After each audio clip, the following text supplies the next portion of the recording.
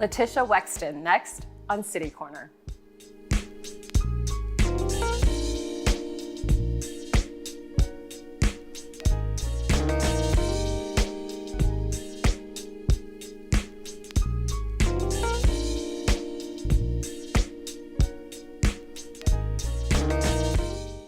Hi, I'm Sarah Thompson and welcome to City Corner.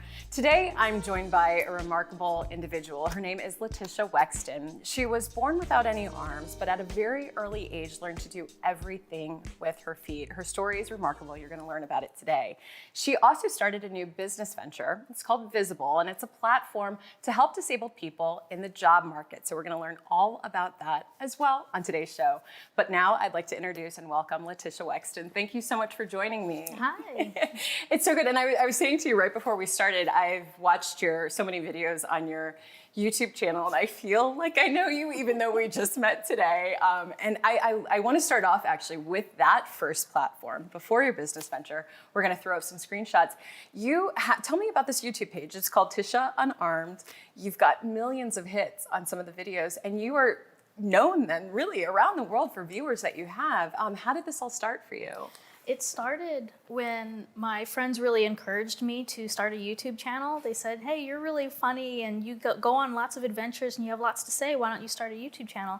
And I thought about it for a little bit, and I was apprehensive at first because I thought, this is the internet. People are going to make fun of me. I don't really want to put myself in that type of situation. But the more I thought about it, I was like, well, why don't I just make one video, see how it goes, and if it doesn't work out, then I don't have to put myself out there. And with my first video, it went viral immediately, and within a month I was on Tosh.0 and several other reality TV shows, and it just blew up almost immediately, and it was amazing to see the positive impact that it had. I was saying you're really good on camera, and no, you are, and I mean very, very, very natural. And what's really great about the videos, and we have one queued up, we can just roll it. Is it's very intimate. You just sort of openly share, hey. I love how one of them you start, you're like, hi, I have no arms. And it's like something that somebody might be afraid to say. You just put sort of everything out there. And you really, with your videos, talk about it. You're showing, like with this one, really day-to-day things. How did you think about this, in terms of all the different videos that you're going to do? Because this one has well over 1 million hits. How did you think about the topics that you were going to cover? I just went through my day-to-day activities and thought, well, I should make a video about this, or this is something that I get a lot of questions about. And it was much easier to direct someone to a video than trying to explain to him, this is how I drive with this type of equipment. And so being able to show them instead of trying to explain it to them made it easier for me when meeting new people. What's really interesting too about your channel is there's these ones, and we're going to play some of them throughout the show, where it's like going to the drive-thru and this and that, but you also have very open about your emotions, about your story. Was that something initially that you became quite comfortable talking about your life, or was it just as you got used to the response from the YouTube videos? I think a little bit of both, actually. I've been very open in my life. I would love to answer questions, especially at the grocery store. A little 7-year-old kid would turn around and say, hey, that person doesn't have arms, and they really want to talk about it, but their parents might be a little apprehensive about meeting some new person. So I like to introduce myself and say, yeah, I'm born without arms, but I'm still able to do things, and that kind of changes this perspective, not only for that child, but for the parent to say, oh, I can talk to someone in the line at the grocery store. And having a lot of people ask me some personal questions made me really want to make videos on those topics because it was hard to explain in person. And what's really interesting about it is as you get to know you're sitting right here in front of me, but as one watches and they get to know you, they feel like that they know you, because you are so personable in talking about your story, which then leads to my next question, which, we're really here to talk about, I know, Visible, which is a great business venture. You've got an Arch Grant. We're going to get into all those details. But briefly, for viewers who are watching this, do you have your short end of your story that you normally tell about your upbringing in your life? Well, I guess the short end of it is that I was born without arms. My parents were very supportive. They always wanted me to be independent. They told me that my best weapon in life would be my education and my independence. And so I really took that to heart to make myself, educated in any way that I could, whatever field that I wanted to be in, but also to make sure that I was able to do everything myself. Even if I may have needed help at the gas station pumping my gas later, I still know how to do it. It's easier if I ask for help. But when I find myself in those situations where I need to be able to do something myself, I do know how to do it. When you watch, just in talking to you, your strength comes across. It's so evident. I think when you were growing up, was it always like that? Did it come from having to do that? Or was it really something that just more in your adult years kind of came about? Or were you just that little kid who, you had it? I mean, I imagine that there had to be experiences along the way that gave you perspective and also strengthened you as well, or? My parents were very supportive. They wanted me to learn how to do everything by myself, and I was very determined to do a lot of the things for myself. So I think the combination of those two things really helped me become independent. And when I did struggle with something, they really supported me in figuring out a way. So solving problems and becoming to solve my own issues became something that I really strived to do and almost proficient at. Well, talk about professionally. So I read, you're a graphic designer, is that correct? Yes. And so did you study graphic design in school? I did. And so you have your own kind of business for graphic design, and then Visible came about, or where does the transition go from being a graphic designer to then starting your new business venture? That's a great question, because Visible came from being a graphic designer. So I went to UMSL to get my bachelor's degree in graphic design. That was my passion. I'm very artistic, so I love painting. And our senior thesis project was to solve a problem. And the more research I did, I realized that a lot of people with disabilities have the problem of finding work in the employment industry. And realizing that my YouTube channel really aided me in finding work myself, just by showing what I was capable of and showing these, funny and quirky videos. I thought, how can I scale this so that other people can do the same thing? And so I designed and created a platform for people with disabilities to showcase their job skills. From there, my teacher says, this is a really good business idea. You should submit it to the EQ Accelerator program at UMSL. And I was like, oh no, I don't know. That's a business competition. What would I do there? And she's like, well, just apply and see what happens. And I said, okay. So I applied for that, and I got in. I won first place. So I got a $15,000 grant there. And from there, my mentors through the EQ Accelerator program said, let's apply for Arch Grants. And I was like, I don't know, that's a business competition. And they're like, just do it. I'm like, okay. So we applied for Arch Grants. We built out a beautiful business plan, but we were still in the idea and concept stage of this grand idea. And the folks over at Arch Grants saw potential, and they believed in me, they believed in the business, they believed in what I was planning on doing. And they gave me an Arch Grant. So now I had $65,000 in my pocket and no product. Wow. And so now I'm nervous. I'm like, I have to actually do something with this. Arch Grant's a serious business. I mean, kudos to you. It's very competitive. It's big, kind of to enter it. So, and some of the recipients, yourself included, are really remarkable. I'm so proud of all of the recipients. I'm so impressed with their businesses, and it was through the Arch Grants that I was able to meet my team, to develop a relationship with them, and now they're diving deep into the business with me. And with that, we were able to develop and I guess the word is develop. Yeah. They were able to develop the platform for people with disabilities to sign in and create profiles. Okay, so let's talk about that. We're gonna show some shots of the website. So you go onto visible.com, and this is where this is in development. But talk about the site and talk about what people will how to walk through the steps, because what it's utilized for. Sure. So when you go onto visible.com, you're greeted with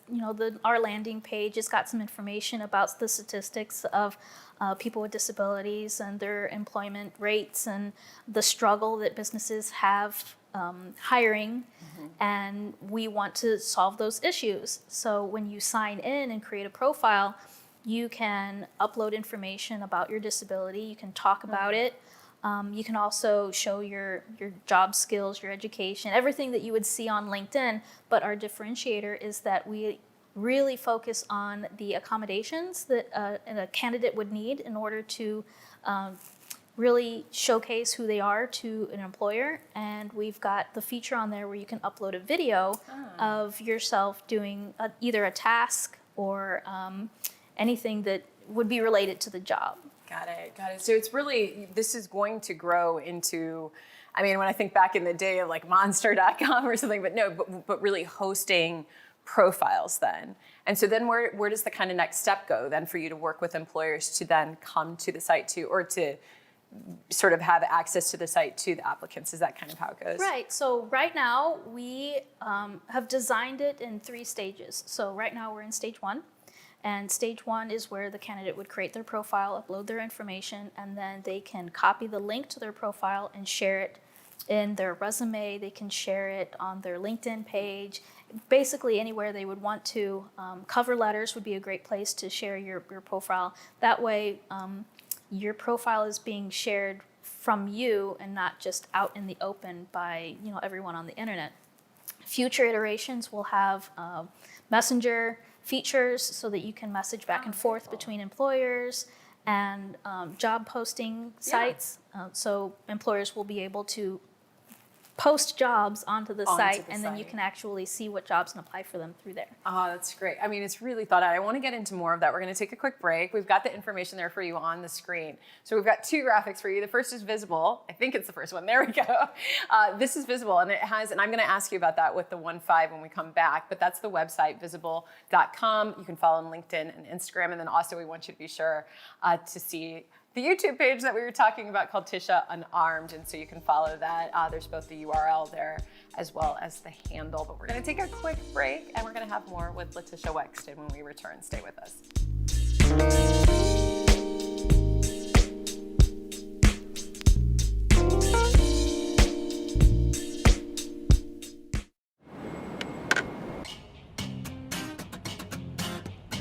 There's so many reasons to love St. Louis, you can't pick just one.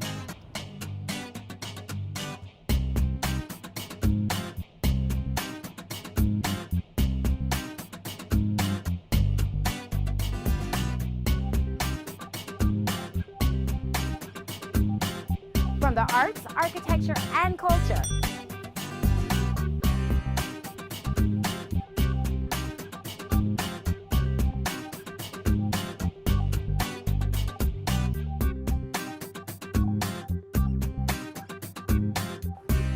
An all-new development, including the Cortex Community Center. And you're never too far from great music and entertainment.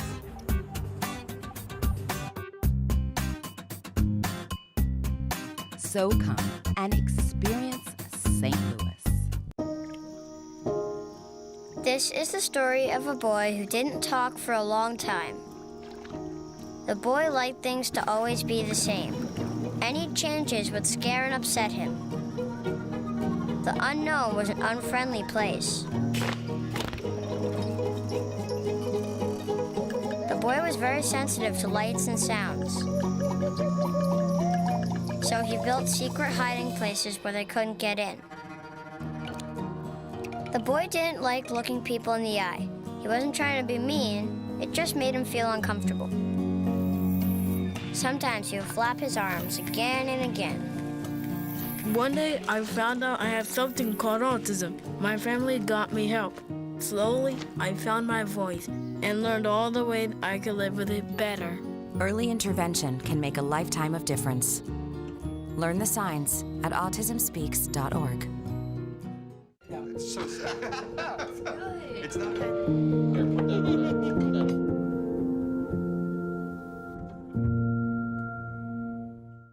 If you smoked, this new lung cancer screening could save your life. Visit SaveByTheScan.org.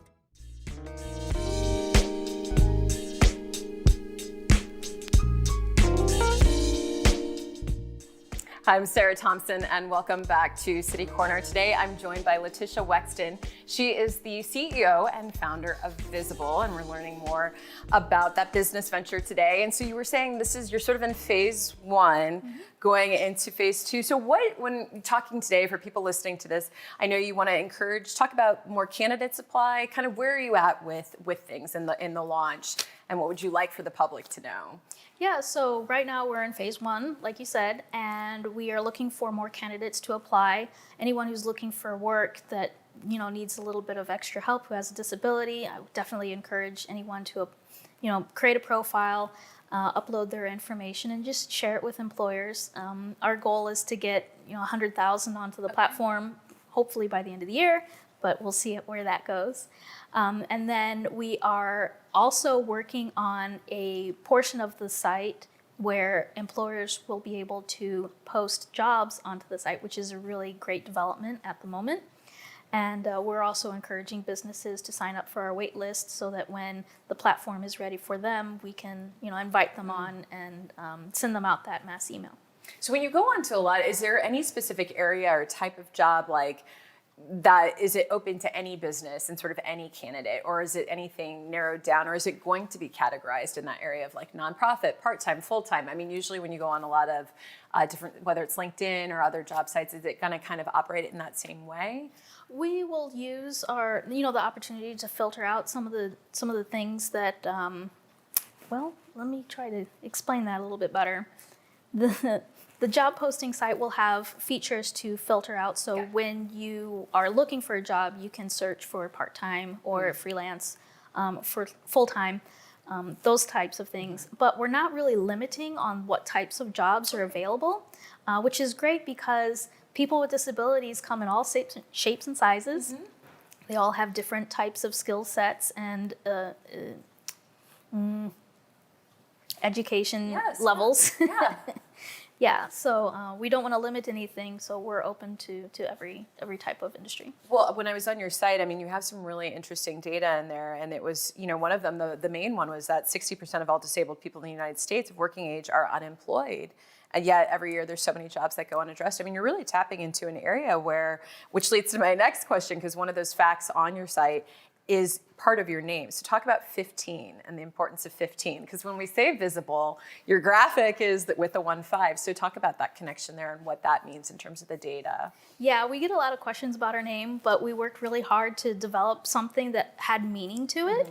And the 15 represents the 15% of the global population of people with disabilities globally.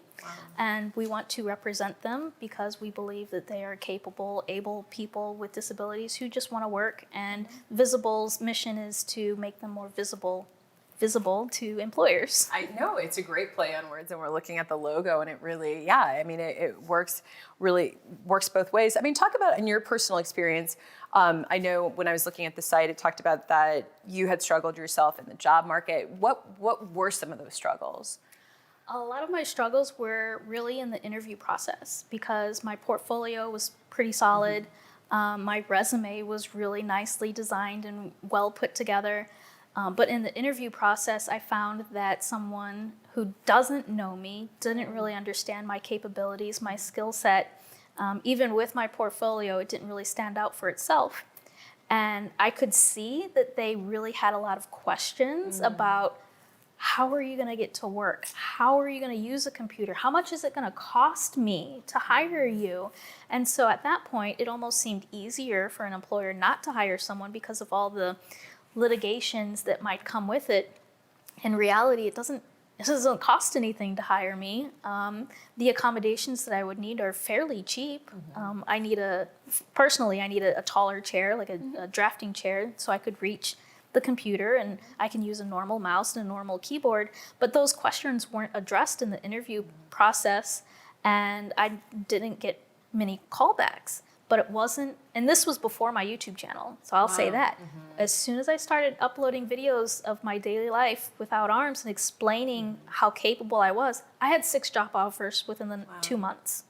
Yeah, it's so interesting because it's such a we were talking about this too off camera, these barriers of communication. And I will say here, your sister who's off camera here in the studio, but said breaking the ice, which I thought was really a great way of putting it, because I think people want to ask you things, but they're maybe hesitant to or afraid to, or they don't want to offend you. But to your point, that can then be a barrier. You're clearly out here willing to talk, and you're, so eloquent in telling your story, but so many other people may be hesitant to do that or may not be able to articulate their story as well. So how is this now that you've done this? Are other people seeing you and saying, yeah, I want to get out there more? I mean, what's kind of been the response? I know you've had some success stories. You want to talk about some of those? Absolutely. So, for example, there's a young woman that I met. I actually reached out to her and I said, hey, I noticed that you have a disability and that you're looking for work. Can I talk to you about Visible? And she's like, oh yeah, absolutely.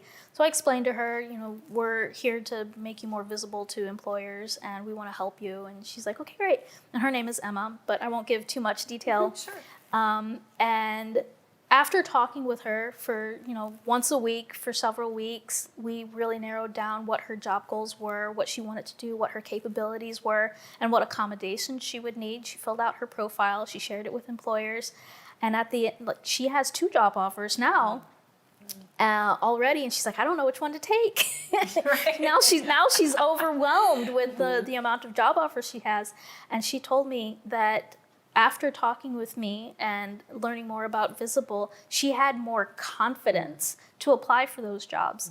And she felt more comfortable talking about her disability, and it made it easier for her to feel more open with employers that immediately gave value to those employers, and they saw her worth in that moment and said, yeah, let's hire you. Let's go. And now she can't even think about which job to pick out because she's so excited. Oh, that's a really great story. I mean, and it really speaks a lot. I mean, I think too, with your character and your strength, it comes across. I mean, it's very, when watching your videos, I mean, it's contagious, really. I mean, you just know, because there's like a lot of, sincerity in what you're doing, and just honesty and transparency and strength. And I think it really rubs off on people. I mean, we find our gifts in very unique and odd ways, and this is clearly a gift of yours. I want to get to some of your artwork too, because we've got some footage.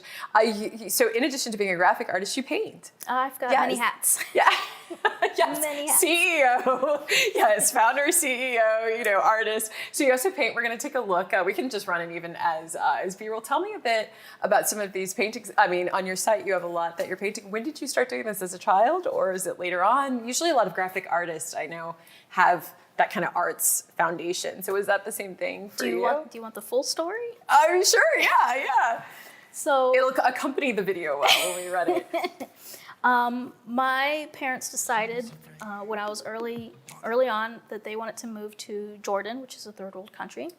And it's not very accommodating for people with disabilities. So even though I had to fight the school system to actually get into a private school, that didn't mean that they had to teach me. So instead of learning, which I probably should have been, I would draw pictures. And my father bought me my first sketchbook and some crayons, and I spent a lot of my time drawing. But they knew very quickly that I was not going to excel in that country because of the limitations, and even the opportunities were not there for people with disabilities. So I could go to school and get my education and still not be able to get a job because they just weren't willing to do anything. So they sent me back to America. And it was here that, probably in my adult life when I was around 20, someone asked me, oh, you don't have arms. Are you part of the Mouth and Foot Painting Association? I was like, no, what's that? He goes, oh, you should check it out. So I did, and the Mouth and Foot Painting Association is an association that pays a scholarship to artists who paint with either their mouth or their foot. And I applied for them. They accepted me right away, and I've been painting for them ever since. I think this will be my 9th year painting for them. Wow. And so being a part of that organization really excelled my ability to paint and have my artistic ability. Yeah, and we're looking at some of your paintings. What an interesting story. That's really, really fascinating. Before we go, I do want to play in part of the show. We've got one of the videos. I think we've got queued up maybe the one where you're doing the drive-through. And the only reason I want to include this, everyone should go to your YouTube page, is it really shows just how you do such a great job with these and how you really invite people into your life to help not, be afraid to talk about what a disability is for not just yourself but other people. And so I appreciate about that, about the videos. And we want to go ahead and roll that. We've got it queued up, and then we'll come back and close the show. Thank you.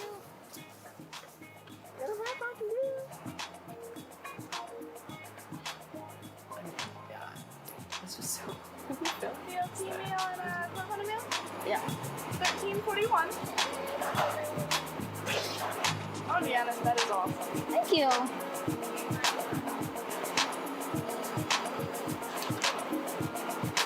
Have a great day. You too. Oh. Do myself. What? This is how I get my things. Yeah, I'm not helping you. You're sleeping. You're not even here. I'm not here. Could unbuckle.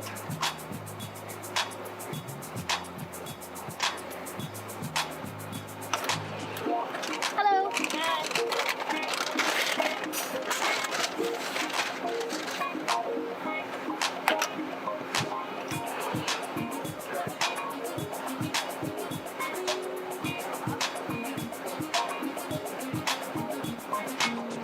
Thank you.